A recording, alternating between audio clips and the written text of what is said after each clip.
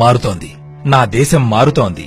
నిన్న జీఎస్టీ, మొన్న డిమానిటైజేషన్, ఆవలి మొన్న స్వచ్ఛ భారత్. అన్నీ చారిత్రక ఘట్టాలే, ఎవరూ ఊహించని విప్లవాలే.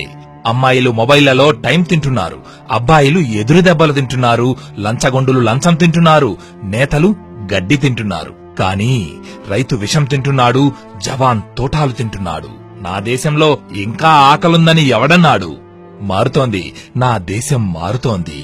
ఇక్కడ చీపురు పట్టినోడు ఢిల్లీకి సీఎం కాగలడు, చాయ్ అమ్మినోడు దేశానికి పీఎం కాగలడు. డిగ్రీలు, డిప్లొమా చేసినోళ్లంతా ఫేస్బుక్, వాట్సాపుల్లో బిజీగా ఉంటారు. ఇంకా నా దేశంలో నిరుద్యోగం ఎక్కడుంది? నా దేశం మారుతోంది. జపాన్ వాళ్ళు 7Gకి ట్రయల్ చేస్తున్నారు. మరి మనోళ్లంతా 11 గ్రూపుల్లోకి దేవుడి సందేశాన్ని ఫార్వర్డ్ చేసి ఫ్రీ రీఛార్జీ కోసం ఎదురుచూస్తున్నారు. మన దగ్గర అగరబత్తులు 2 రకాలు, ఒకటి దేవుడి కోసం, ఇంకొకటి దోమల కోసం. కాని వాటి వాసనకి దేవుడూ రాడు, దోమలు పోవు. మారుతోంది, నా దేశం మారుతోంది. కడుపు మాడిపోతోంది, అయినా యోగా చేయిస్తున్నారు. జేబులో చిల్లర లేదు, అయినా బ్యాంకుల్లో ఖాతాలు తెరిపిస్తున్నారు. తలదాచుకోవడానికి గూడు లేదు, కానీ టాయిలెట్లు కట్టిస్తున్నారు. ఊళ్ళలో కరెంటు లేదు, కానీ డిజిటల్ ఇండియా బాట పట్టిస్తున్నారు.